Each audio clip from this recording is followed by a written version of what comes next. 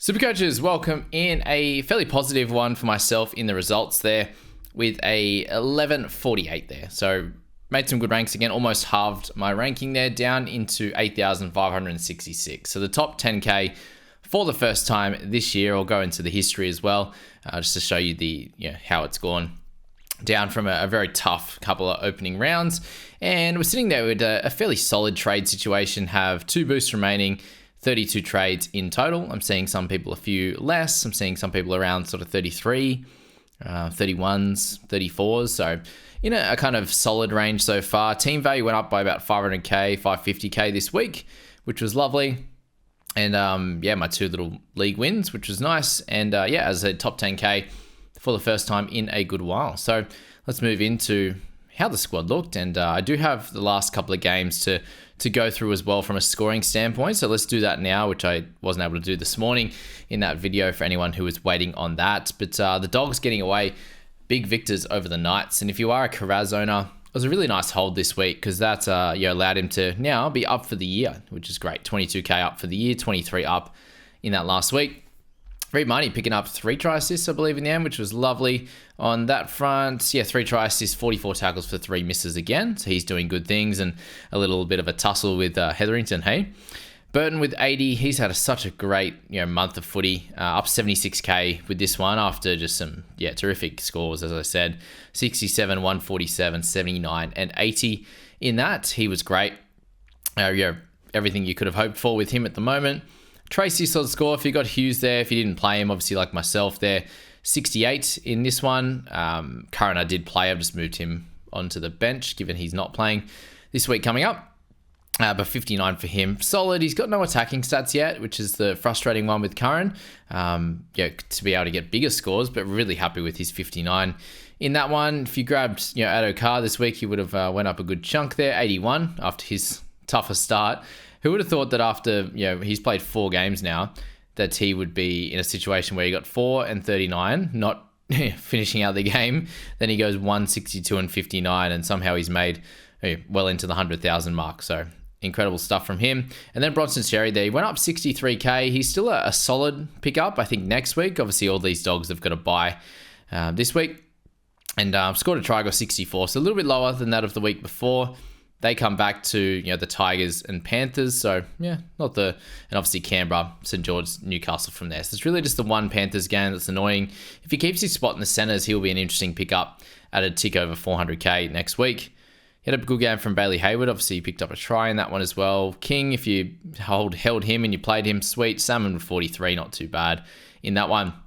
Obviously, the big issue here was Ponga, and I captained him in the head-to-head team, which is really tough at 14 points, and didn't captain him. I changed it to Hines, thank goodness. And got that massive score in the second game there. But Ponga as an owner, he's going to be a sell. Looks like he's out for an extended period of time, which is not great for the night season and also for owners of Ponga. But Kaipius Paul, 84, a great purchase. I got him at base his 345 price, and he's gone up 224k for me with great scores. So that's been awesome. And Elliott, a low game for him again without the attack. He's had 2 big games and he just gets 40 every other week, with Dylan Lucas getting 81. And then the last 2 there, Shuckies and the Cows. We had Nico with 142, a massive captaincy score, which is great.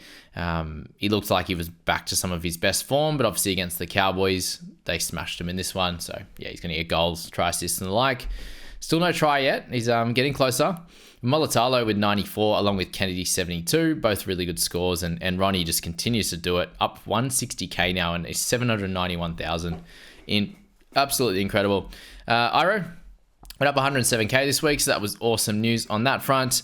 Nikora, still waiting on him, guys. He's going to continue to go down at 584 now, so he might be a buy at some point, but it's not now, that's for sure. And then Talakai, if he ever gets back to center, he's going to be so cheap. And a good pick up at that. But Val Holmes on the other side was my player at 54. Got a little bit of a down date. He had Drinkwater at 57. Tom Dearden 74 there with Cotter 55. Looking at a game where they got absolutely hammered. They're all solid scores. Same with Chester, if you had to grab him. But obviously at fullback, I doubt many would have. He was all right. Robson 45. He's in between that of Grant and Appy. For those that own those guys. Tamalolo, what's he priced at now? 350. That's incredible. That's absolutely incredible. But anyway, let's go back into my side and see how we went last week. So as I said, the only thing I changed there was Josh Curran moves back to the bench, but I started him. I've got to play Willison this week. I brought him in obviously for his 47 and then Crichton for 52. Wasn't my best trades. Obviously, like I would have hoped for a bit more out of Crichton. Happy with that of Willison. He goes up 48,000 and still has a fairly low break even. And that's probably something to have a little look at here. Is where we're at on that front. Coruscant an 84 break even, Lussick a 14, which is good, but Coruscant not so much. Willison neg 8 on the break even side, so hopefully if we can get a 40 out of him this week, I'll take it. But even a try would be nice, wouldn't it? Kaipi's Paul still at 10. Smithy's a 41. Like he could go back to 80 minutes this week coming. He's had a low one, 48 minutes on the weekend, and not a tremendous score, but still solid. Obviously at 45. Both for more 49 in a game where he didn't get any attack, which the previous games he was able to get attack and then get big base numbers. He obviously wasn't a part of either. Katoa was really good with 85. Very happy with that, along with Kaipi's Paul's 84. Nico, just as captain, was the big winner. Hughes is 74. He has a really high break even this week after 2 lower scores, but like he's a hold. I won't be selling either of them to Cleary at all. Brownie bailout try was massive there. Holmes with a big break even, but surprisingly, he's projected to score 106 against Panthers. That's pretty hilarious on that one. Let's see how does he shake out against the Panthers? There you go. 133 in round 25 for 22, 59 and a 20 are his last 3. So yeah, very interesting at that. He's got a high break even, but we're holding him. A few people aren't too happy with Roger and his position at the moment. Obviously averaging 60, just under 60 for the year. They come up against the Titans this week, so hopefully a try can get him into that 70 range and be really good. Schiller's an interesting one, guys. He's made so much money for us there at 234k. Has been incredible. But him at 473 is definitely someone you could look at using as an upgrade target. There's a few guys I'm potentially looking at that a couple 100k more expensive is in an Isaac Tungo, especially if Cleary comes back as well. But having pretty low center wing this week. So that's something I want to fix up a little bit. Obviously Strange in a game where they got smashed. Good chance they do get smashed again. I'll be keeping Strange this week. Yes, he's at 528. He's made us 290k, which is awesome. And his break even is at 51. But I'm not sure how this is going to work for the Raiders, but he might have to take control a little bit. Potentially that could mean some more forced dropouts and hopefully some try assists and the like. And then Iro, I'm very happy with his output last week, and hopefully he can have another good game and potentially score a try against Canberra. So how I'd like to play this, guys, obviously Ponga needs to go out of my side. He's likely to be traded down, which gives me some cash to upgrade a Schiller or a Burbo, something like that. Burbo could be used as a nice dual guy that I can go up to a 2RF if I need to. Very happy with Chan score as well, and he's got a neg 14, hopefully through the middle off the bench again. So I do want to fix up the center wing a little bit to have one more guy to play over a Strange, less likely this week. And then obviously downgrade Ponga to, it could be a Walsh or something like that there. Probably 2 simple trades, and hopefully Iro does keep his spot, and then we can go from there. But let's look at the rankings there. So I'm sitting at, 400, whatever it is. 7,400 I'm at, and the JB Benji's Believers up top, 8,246. Very, very impressive. That scoring. You're looking at sort of the top 20 there. When does it get 8,000? Top 11 is 8,000. So I'm still a good 800 behind, which is wild. Plenty of work to be done over the next few weeks, especially my team values at 13.6. There's a 12,800,000 there. There's a 14 million, a couple of 14 millions there, but a lot in the sort of mid 1300s on average. Some are lower than that. So yeah, it's a bit all over the shop. You've got a guy in 15th at a guy in 12th at 12.6 million, and you've got a guy in 16th at 14.1. So it's a little bit all over the shop. Obviously, Shane there in 16th in a better position longer term, because they'll be able to have more guns in their side, especially over the buy period. Guys are going to be in and out with buys. If you can have a good selection of guns to choose from, then that's where you're going to end up in a really good position. As I said, I won my 2 head-to-heads. Private group, myself, I'm up to 9th out of 69, which is cool. Podmasters, I'm into 34th out of 97 now, which is really, really cool. And we'll jump in and have a look at that, where all the guys are landed. But Alex, they're into 9th overall, with Brandon into 22. 2 really incredible efforts at the moment. Same with Ryan from Fins and Tins, a big drop there into 111. And then you got Des Creek at 845 into Andrew at 982. So 5 guys in the top 1,000. Impressive from all you guys, doing really, really well. But a lot of the scores anywhere between sort of early 1,000 to early 1,200 was kind of where things were at. You got Brian there and All Physio in 9th place at exactly 2,000. Very good one from him. See some up and down scores across the board there. We're moving down closer to me now. Tim, who won a while ago there, with in 29th at 7,200. You got Tim there at 7,400. Kane at 73. Some good spots there. Myself sneaking in at 34th ahead of Tommy Sangster and Guru now. So Guru dropped back a little bit with 1,009. That didn't work out too well for him this week. I saw he changed his captain to Val Holmes late. I think he had Hines when I was having a look at earlier and changed to that. Copes, shout out to Copes and the Rook. They're sitting at 16 and 17,000 on that one. And poor Scoop, I think, is a fair way back after an average score there, 1,055 for him. So end up gaining a few ranks into 33,947. So a bit of a tough year overall for Mr. Scoopman. And hopefully he gets back to some better scores over the next few weeks. SC Whisperer, a better week from him, having no Ponga and having Walsh instead. That was a big change, a big beat, that's for sure. So yeah, that's all the thoughts on the Podmasters group. So good to see myself in sort of the top, about to be in the top 1/3, and in a good spot to continue growing on that in that sense. So that's cool. And yeah, I think that's my general thoughts on the trades this week. Is Ponga down to Walshy or something like that, and maybe Schiller up to an Isaac Tonga. If Cleary's back is where I want that one. If we've seen the couple of games that Cleary played was next to Isaac, and he played really, really well with their nice run coming up. I can see him being a really, really solid pick over the next few weeks, that's for sure. So that's my team, and then we'll move to the head-to-head. Obviously, a little bit of a tougher week. It was going really well in the head-to-head squad before captaining Ponga. So yeah, I just thought he seemed like he was going to be fine, and yeah, it wasn't to be. So that's that. We move on. Thankfully, still made some ranks, which I'll see in a second. So still end up with 1,088, as I said, with the Ponga captaining, 14 double. Very, very exciting at that front, not. But into 14,000 overall now, just unfortunately losing my important leagues that I wanted to win. And I was in a position to at least win one of them if I did go for Hines. And obviously, if, going for Hines over Ponga there, that would have sat me over 1,200 and I would have won. Yeah, I would have done so well and made a lot of ranks. I probably would have been sitting around the 6,000 mark just with the different captaincy. So it is super tough sometimes how that one works out, just your captaincy being so important.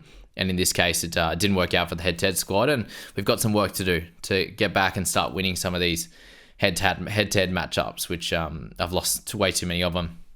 Even not sitting too bad overall. It's just, coming up against, when I have a good week, coming up against people that also have one and similar like that, or making a mistake here with the Ponga one, which in hindsight, obviously, it wasn't the right play, carrying a little bit of an injury, but he had a further injury closer to halftime. So it is what it is. But 31 trades available with the head-to-head squad. I'm going to continue to trade pretty heavy to get this team right and get some wins on the board, because I'll be able to hold strong over the mid part of the season and build from there. So let's jump in and have a little look at where the team was situated this week here. As I said, had Hines on the reserve. I vice-captained Johnson, which was fun, and Captain Ponga for 14. How good. Drinkwater 57, a little bit lower on his side. Had Bostock, the 131 was massive, so I got luck on that part, but no luck on the Ponga side. So Bostock kind of saved things there, and a good score from Olakuatu's 81. Very happy with Fanua Blake 73, and obviously Johnson 68 was pretty good as well. And then Sean Lane got a try for a 64. So there were a few things that went right, and obviously a couple of things that went wrong. But you see there that obviously 1,080 odd still gets me a couple thousand ranks on the improvement side. 31 trades, 2 boosts remaining, 116k in the bank. We do have to move on from Ponga as well, but who we move on from to again improve our center wing. It could actually be a Talangi. We could end up moving from him unless he's starting this week. We'll find out what's happening with Gutho, what's happening with Dejan Assi there. But Schiller could be a guy to move on potentially this week as well. And to get one of those Top Gun CT dubs. And I'm not sure if I'm looking at Tungo, if Cleary's back, I wonder if that's going to be the play in this team, or I go for like a low max or someone like that who's just continuing to do well each and every week. Really happy with the front row forward position. Obviously, Liam Henry didn't get big minutes last week, but I think that'll increase a little bit. Had a fairly short stint on the weekend, but his break even will turn around soon after a couple of tough ones, obviously with the head knock as well, and Hughesy making money. So front row forward's good. 2RF's pretty good there as well, obviously with 5 guys that are playable each and every week. Potentially Chan if he keeps getting good minutes.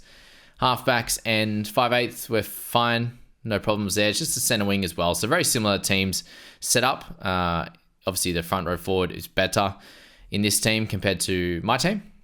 The overall squad anyway. But, and then has Bostock doing well also. So, he probably is just a play again this week. And, we'll fix up the Ponga situation, get a good CT dub in, and keep it pretty simple for this week with the head-to-head team. Let's go to those leagues now. And, what have I won? No, I would have lost this one definitely, but I would have won my second important league there in that one. So a little bit frustrating, but can't win them all, as they say. I won these 2 leagues down here, coming 15th and 3rd in those 2, 19th and 16th out of 20 in the 2 important leagues there, unfortunately, and then 4th in the public league, going down by 8 in that one. Let's have a look at the JB NRL community and see where guys are at. Josh with Forget About It. Still there at 707 overall. We have Brendan there at 851, and then a couple of good scores just outside their top 1,000 there. So I'm still sitting in a solid position there. Where's my other boy? Where's my other Joshman? We're losing. We're going down. He's going backwards, unfortunately. The Savage Bulldogs with Ibrahim there. That's me. I've gone ahead of him.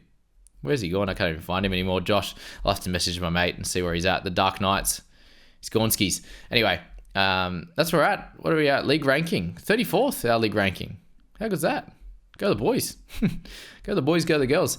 That's pretty cool. What's the private group at? 62. Struggling. Absolutely struggling. But solid position there. My overall team at 9th, and then head-to-head team at 15th. So hopefully continue to do some building in the Supercoach world. We're getting there. We're getting there slowly. Actually, that's what I wanted to check as well while we're here, the history, but I didn't get to do it when we're in the overall squad. So we'll have a look here.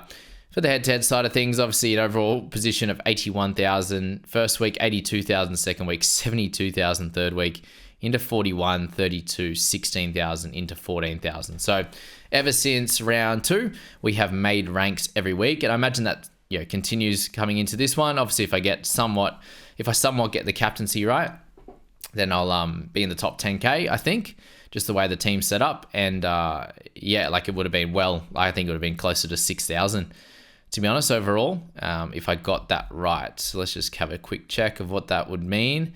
So I'm sitting at 7,325. I'd be well ahead. What's that, 127 or something? 127, 125? Whatever it is.